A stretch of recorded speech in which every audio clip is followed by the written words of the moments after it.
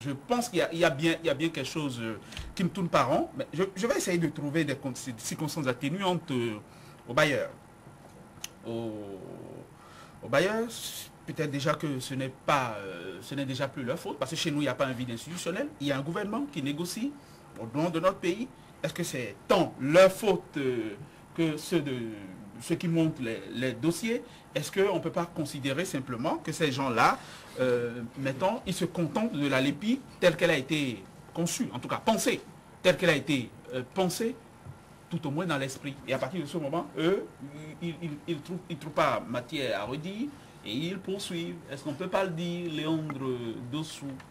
Oui, on peut le dire dans une certaine mesure, parce que il faut remarquer que la LEPI, je dis la LEPI, que l'Union européenne ne fait qu'honorer ses engagements. Le lapsus est révélateur. L'Union européenne, l'EPI. L'Union européenne s'était engagée à accompagner le Bénin financièrement sur la voie de la réalisation de la LEPI.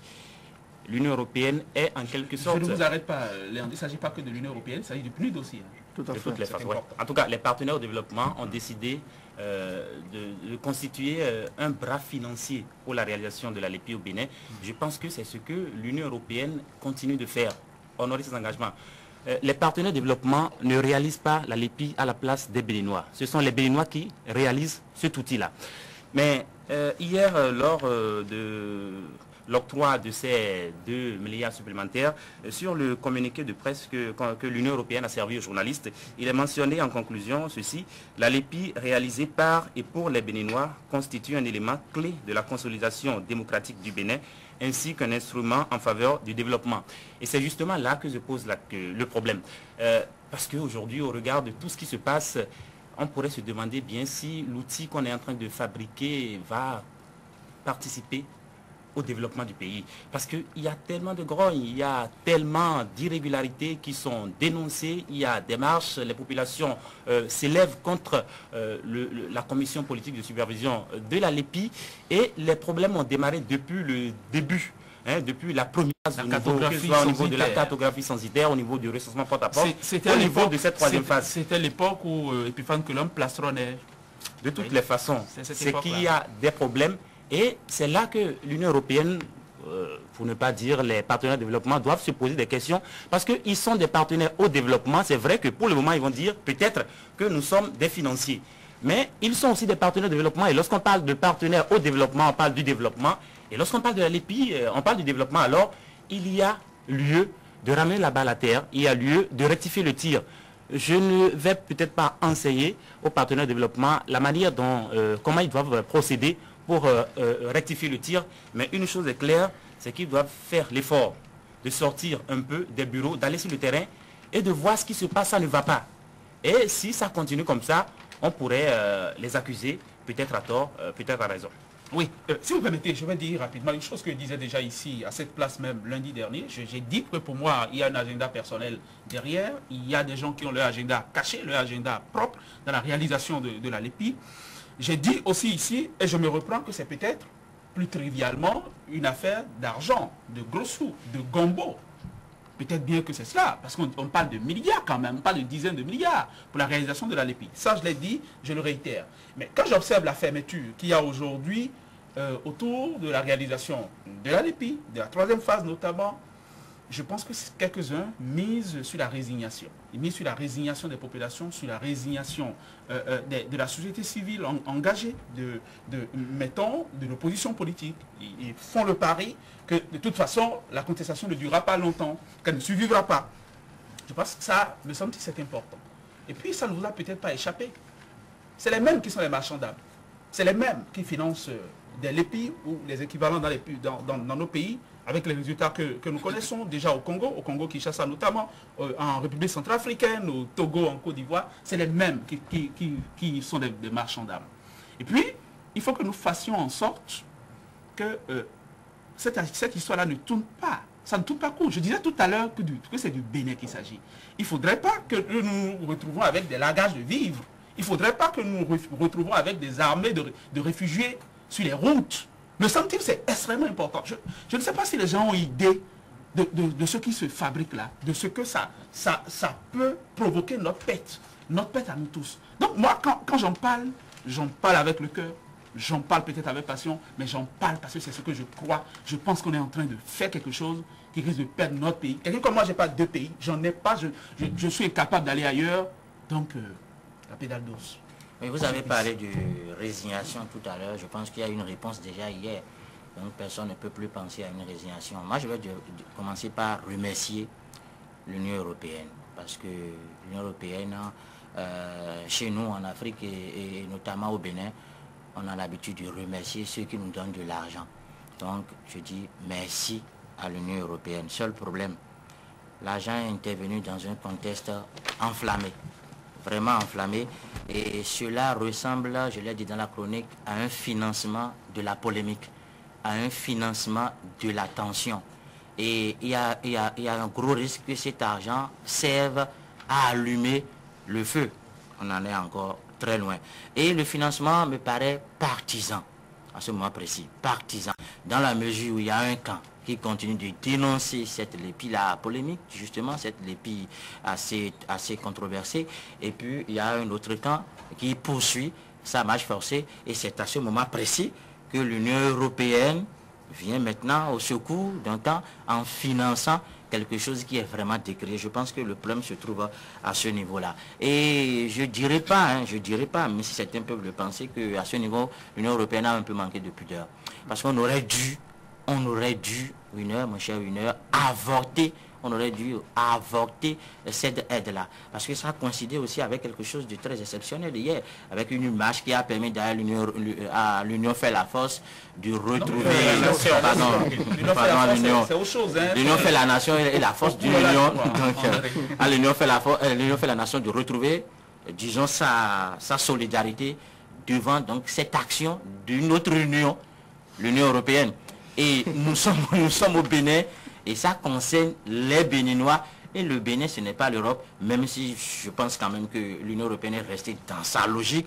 Et c'est en cela que l'Union bénéficie d'une excuse. L'Union est restée dans sa logique de départ, à savoir financer un outil de développement et permettre aux Béninois de quitter l'archaïsme ruineux du 21e siècle, parvenir à une élection libre et transparente, encore que là, à mon avis, c'est un rêve de l'Union européenne, puisque sur le terrain, on a autre chose que ça, et il faut que l'Union européenne quitte les bureaux de Cotonou pour aller sur le terrain, aller dans l'Ouémé, aller dans le plateau, aller dans l'Atlantique, dans le Zou, un peu partout, pour voir si les défaillances dénoncées par l'opposition et les populations, si ces défaillances sont avérées, auquel cas, il va falloir maintenant changer de stratégie et voir un peu la manière de financer cet outil à polémique et cet outil donc dangereux pour le peuple béninois, parce que, attention, l'Union européenne sera aussi rendue responsable en cas de,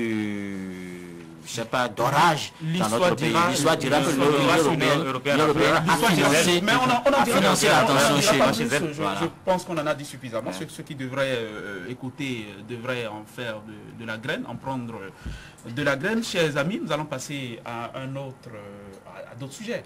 À des sujets juste pour conclure en quelques petites secondes par rapport à la LEPI. Rapidement, juste pour dire que l'Union européenne effectivement a raison d'être dans sa logique de financement d'un projet de développement.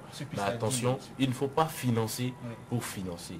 Il ne faut pas financer pour que ça recule. Non, il faut financer véritablement pour qu'on aille de l'avant. Bon, je pense que le jour où on sera capable de faire exploser avec des bombes nos ceintures, peut-être que l'Occident changera d'attitude à notre égard. Oui, moi, mon sujet, c'est la une de fraternité. Une de fraternité qui m'explique souvent, c'est l'interpellation des députés, du gouvernement par les honorables députés au sujet d'une affaire une autre affaire est venue et un peu éclipsée dans l'actualité. Je vais parler de l'affaire d'Invo, mais de l'affaire ICC aussi. L'affaire ICC, on a appris ici, on a beaucoup communiqué autour.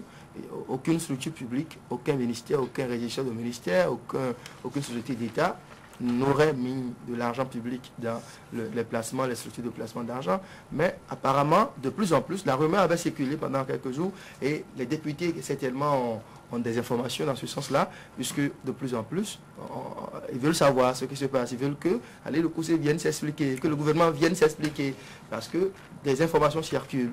Et c'était quand même extrêmement beau, le rapport de l'inspecteur général d'État par rapport à cette affaire. Et moi, j'ai hâte de voir, j'ai hâte d'entendre la réponse du gouvernement, et comme ça pourrait nous donner de la matière. Une exigence de transparence, mais vous pouvez toujours rêver, André. On attend aussi le mémorandum de Guillaume Ploguin de Emile Tekbenou. Ça pourrait nous édifier. Ah non, Vous voulez proposer le décret. Vous voulez mémorandum? On veut un mémorandum pour qu'ils nous disent ceux qui étaient mêlés de près et de loin dans l'affaire, à part les petites déclarations d'Emile Tekbenou qui ont d'ailleurs défrayé la chronique. On n'a pas eu vraiment une suite favorable. Donc on veut vraiment beaucoup plus de détails sur le dossier. Ouais, je suis pantois, c'est peut-être saugrenu que de... C'est une idée géniale quand même. Allez-y, François Messin. Non, mais il faut être dans une certaine position pour pouvoir rédiger un mémorandum. On sait un peu là où se trouve aujourd'hui les tout le monde parle François aujourd'hui. Et puis tout le monde n'a pas parce qu'ils sont en prison qu'ils ne peuvent pas rédiger. Oui, attention. Attendez, chers amis, tout le monde, tous n'ont pas fait leurs humanités. Hein.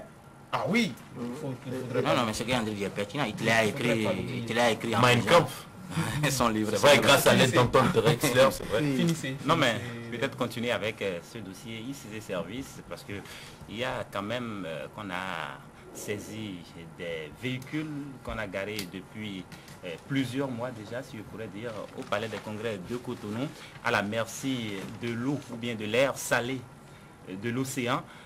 Je ne sais pas quel entretien on fait de ces véhicules-là, parce qu'il ne faudrait pas, en voulant régler un problème, s'enfoncer davantage. Il y a ces véhicules qui sont là. Vous savez, lorsqu'on abandonne un véhicule pendant un certain nombre de jours, qu'on ne démarre pas souvent, ça tombe en panne. On a arrêté des dizaines de véhicules qui sont, je l'ai dit tantôt, à la merci de l'air salé de la mer.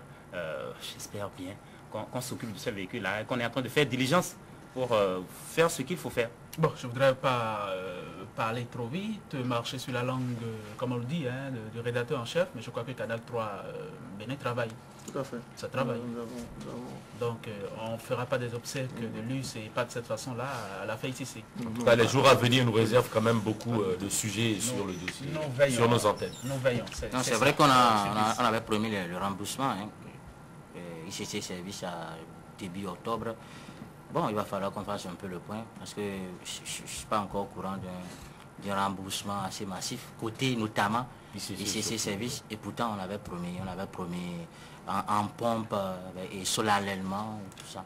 Et les victimes attendent, on en a interrogé suffisamment déjà, elles attendent ces victimes-là, qu'on les situe, alors que rien ne semble venir. Et même, moi j'avais du côté des autres structures qui ont démarré, même si on pourrait dire, bon, ouais, vous avez compris, dans la nonchalance, le remboursement. Tout le monde n'était pas allé à l'ICC, il y a que... Chacun pose son problème et à sa façon. Il faut accompagner quand même les structures qui ont déjà entamé le remboursement. Il faut les accompagner, mais le problème, c'est que c'est selon certaines informations, c'est la même équipe. On parle de milliards et quand on parle de remboursement, les 75 millions qu'on distribue là, c'est pas encore ça, c'est pas encore ça. L'autre chose, c'est que selon certaines informations, c'est la même équipe qui fait le tour des localités pour rembourser. Si bien qu'on allonge les délais de remboursement.